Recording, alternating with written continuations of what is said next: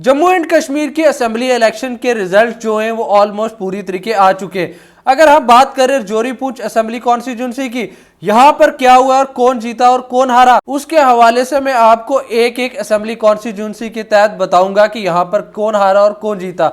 अगर करें हम टोटल जम्मू एंड कश्मीर में, आपको बता दूं नेशनल कॉन्फ्रेंस ने यहां पर 42 सीट पे अभी तक लीड बनाकर है और 40 सीटों पे जीत चुकी है। ये मैं आपको 4 बजे का नतीजा बता रहा हूं। और यहां पर बीजेपी ने 29 सीटों पे अपनी जो है लीड बनाकर बैठे हुए और 27 सीटों पे ये जीत भी चुके। तो यहां पर सिंगल लार्जेस्ट पॉलिटिकल पार्टी जो है जम्मू एंड कश्मीर की सबसे बड़ी नेशनल कॉन्फ्रेंस बनकर सामने आई है। अब अगर बात करें जोरी पूंछ की एक एक असेंबली कॉन्स्टिट्यूंसी की कि वहां पर कौन जीता और कौन हारा, अगर हम यहाँ पे बात शुरू करें नौशहरा असेंबली कॉन्स्टिट्यूंसी से, और नौशहरा असेंबली कॉन्स्टिट्यूंसी में आपको बता दूं सुरिंदर चौधरी जो है वो वहां से जीत चुके हैं और यहाँ पे रविंदर रैना जो बीजेपी के स्टेट प्रेसिडेंट थे वही हार चुके। प्रेडिक्शन सारी गलत होगी और मैं आपको ये भी बता देता हूं कि यहाँ पर कितना इनने वोट लिया यहाँ पर सुरिंदर चौधरी साहब ने।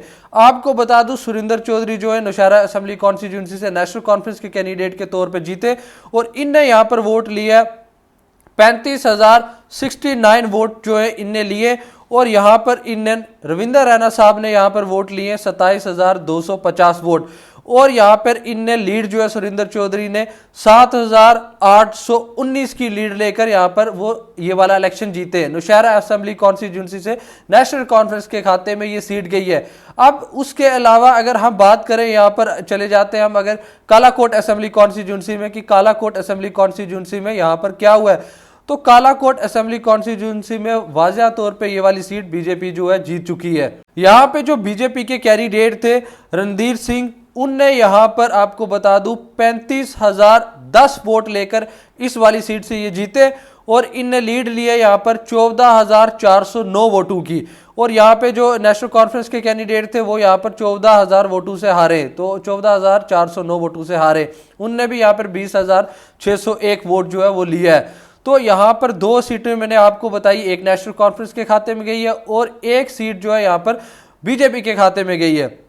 अब उसी तरीके हम आ जाते हैं यहां से मेंढर असेंबली कॉन्स्टिट्यूंसी में। वहां पर क्या हुआ है, मेंढर असेंबली कॉन्स्टिट्यूंसी में आपको बता दूं जावेद अहमद राना जो यहां पे नेशनल कांग्रेस के कैंडिडेट थे और वो इस वाली सीट से आराम से जीत गए। यहां पर उनने भी 14,906 की लीड ली है और उनने टोटल वोट यहां पर 32,176 वोट्स यहां से इनने भी लिए। तो इनने भी अच्छी खासी जो जीत है अपनी जो दर्ज की है। और यहाँ पे जो बीजेपी के कैंडिडेट है मुर्तजा अहमद खान साहब, उनने यहाँ पर 17,270 वोट लिया और ये यहाँ पर 14,906 वोटों से हारे इस वाली मेंढर असेंबली कॉन्स्टिट्यूंसी वाली सीट से। अब अगर हम चले जाते इसके बाद थन्ना मंडी असेंबली कॉन्स्टिट्यूंसी में, रजौरी पूंछ की दोनों बता रहा हूं मैं आपको। थन्ना मंडी असेंबली कॉन्स्टिट्यूंसी में जज मुजफ्फर इकबाल खान साहब जो आजाद उम्मीदवार के तौर पे इलेक्शन लड़ रहे थे वो यहाँ पर जीत चुके हैं। और यहाँ पे बड़ी इंटरेस्टिंग स्टोरी है, वो नेक्स्ट वीडियो पे मैं आपको बताऊंगा। लेकिन मुजफ्फर इकबाल खान साहब ने यहाँ पर आपको बता देता हूँ 32,645 वोट लिए, 32,645 वोट लिए इनने। और दूसरी साइड यहाँ पर मोहम्मद इकबाल मलिक साहब जो बीजेपी के कैंडिडेट थे, उनने इस वाली सीट में 26,466 वोट्स लिए। और ये आपको बता दूं इकबाल मलिक साहब में और मुजफ्फर इकबाल खान साहब में डिफरेंस जो था, जो इनने मुजफ्फर इकबाल खान साहब ने जो लीड लिया वो यहाँ पर लिया 6,179 वोटों की। और यहाँ पे बताया ये जा रहा था कि कमर हुसैन जो है वो यहाँ पर जीतेंगे, तो यहाँ पे प्रेडिक्शंस जो है वो गलत हुई हैं। और यहाँ पे कमर हुसैन साहब जो है वो यहाँ पर आपको मैंने बताया था यहाँ पे कड़ा मुकाबला है तो कोई भी जीत सकता है। लेकिन यहाँ पे कमर हुसैन जो है वो भी यहाँ पर आपको बता दूं पीडीपी के कैंडिडेट के तौर पे वो भी यहाँ पे हार चुके और वो यहाँ पर हारे 10,659 वोटों से। उनने भी 21,996 वोट्स जो है वो उनने भी लिए। और यहाँ पे शबीर खान साहब जो नेशनल कॉन्फ्रेंस और कांग्रेस के अलायंस के कैंडिडेट थे, कांग्रेस के कैंडिडेट के तौर पे तो वो इलेक्शन लड़ रहे थे, तो वो भी यहाँ पर हार चुके। यहाँ पर उनने लिया 7,508 वोट और वो यहाँ पर 25,137 वोटों से हारे। तो मुकाबला देख ले अब थन्ना मंडी में भी क्या हुआ है। अब अगर हम यहाँ से चले जाते हैं सुरनकोट असेंबली कॉन्स्टिट्यूंसी में, वहां पे क्या हुआ है। सुरनकोट असेंबली कॉन्स्टिट्यूंसी में भी आजाद उम्मीदवार चौधरी मोहम्मद अकरम साहब जो है वो वहां पे जीत चुके। उनने यहाँ पर आपको बता दूं 34,201 जो वोट है वो लिए, उन्हें 8,851 की लीड से जीते हैं वो। और यहाँ पर शाहनवाज चौधरी जो नेशनल कॉन्फ्रेंस और कांग्रेस के अलायंस के कैंडिडेट के तौर पे इलेक्शन लड़ रहे थे, मतलब कांग्रेस के कैंडिडेट के तौर पे आप समझे इलेक्शन लड़ रहे थे, वो यहाँ पे हार चुके हैं। शाहनवाज चौधरी उनने हारा है चौधरी मोहम्मद अकरम साहब से, जो यहाँ पे नेशनल कॉन्फ्रेंस के कैंडिडेट जो है हो सकते थे, लेकिन यहाँ पे नेशनल कॉन्फ्रेंस ने यहाँ पर अलायंस कैंडिडेट चौधरी शाहनवाज जो है उनकी तरफ समर्थन दिया, तो यहाँ पर चौधरी मोहम्मद अकरम साहब को आज़ाद उम्मीदवार के तौर पे इलेक्शन लड़ना पड़ा। ये कहानी भी मैं आपको नेक्स्ट वीडियो में बताऊंगा। तो यहाँ पर आपको बता दूं शाहनवाज चौधरी जो है हार चुके हैं और चौधरी मोहम्मद अकरम साहब जो जीत चुके। और यहाँ पे आपको ये भी बता देता हूँ जो यहाँ पर तीसरे नंबर पे आए वो मुश्ताक बुखारी साहब हैं, जिनकी अभी भी वफात हुई है। हम सबको उनका बहुत बड़ा दुख है जो उनकी वफात हुई है, और अल्लाह उनको जन्नत में एक आला मुकाम अता फरमाए। तो मुश्ताक बुखारी साहब ने भी यहाँ पर 23,773 वोट्स लिए और यहाँ पे वो भी 10,428 वोटों से हारे। अब अगर हम सुरनकोट के बाद चले जाते हैं पुंछ हवेली वाली असेंबली कॉन्स्टिट्यूंसी की, वहां पे क्या हुआ है आपको बताऊं। यहां पर अंदाजे ये लगाए जा रहे थे चौधरी अब्दुल गनी जो है वो जीत जाएंगे, प्रेडिक्शंस तो ऐसी दिखा रही थी, पर हुआ यहां पर क्या।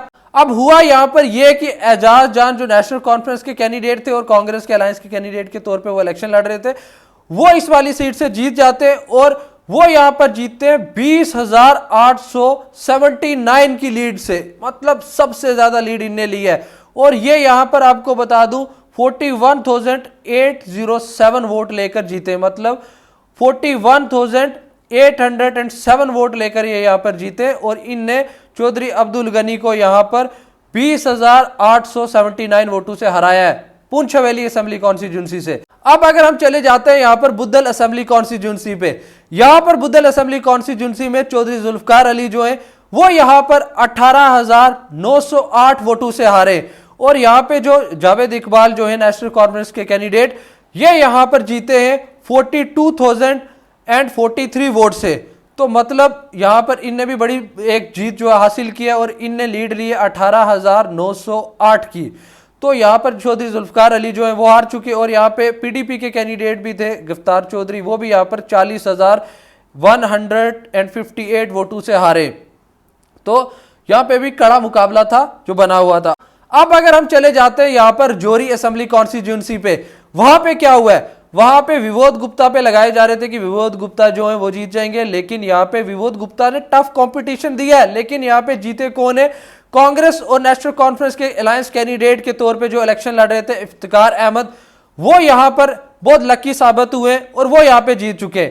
यहां पर इनने 28,923 वोट लिया और यहां पर इनने आपको बताओ लीड ली है 1404 वोटों की। तो यहां पे इन दोनों में बड़ा कड़ा मुकाबला था, तभी बोल रहा था रजौरी प्रेडिक्ट नहीं की जा सकती है। तो यहां पर इनने भी यहां पर अच्छे खासे वोट लेकर जीत गए, लेकिन जो लीड ली है इनने 1404 वोटों की ली है।